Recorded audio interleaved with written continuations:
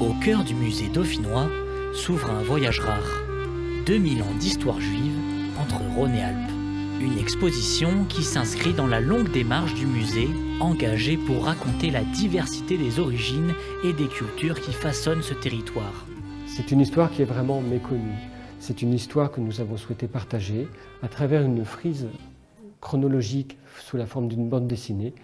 Ces illustrations réalisées par Anouk Glorieux permettent de voir à la fois cette question de géographie, d'extension d'un royaume, de tolérance ou au contraire de rejet de populations juives, mais en tout cas aussi ces temps où juifs et non-juifs vivaient ensemble.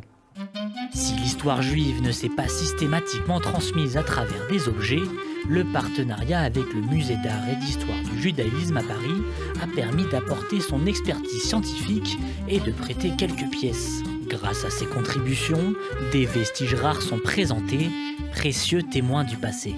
Ce livre est un livre de promesses de dons.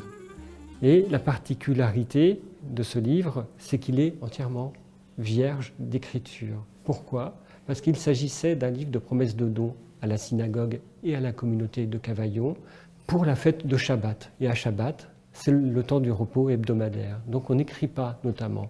Le chef de famille allait se reporter à la page où son nom avait été écrit au préalable. Et pour ne pas écrire, eh bien, il lui suffisait de plier une petite partie de la feuille en marge qui correspondait à la somme promise à la communauté. Le lendemain, un précepteur venait récolter la somme promise.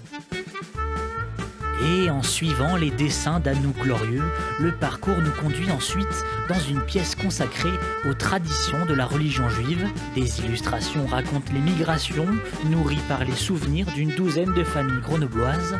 Des témoignages qui révèlent également une place essentielle de la gastronomie et des grandes fêtes, du Shabbat au Yom Kippour. Nous arrivons au terme du parcours de l'exposition.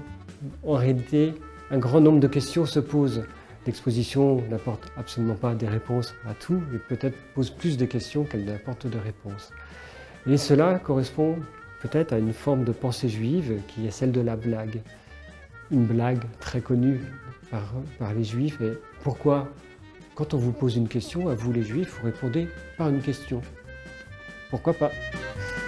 Cette histoire juive est à découvrir gratuitement jusqu'en septembre 2026. Le musée dauphinois a d'ailleurs reçu le soutien de la DILCRA, la délégation interministérielle à la lutte contre le racisme, l'antisémitisme et la haine anti-LGBT.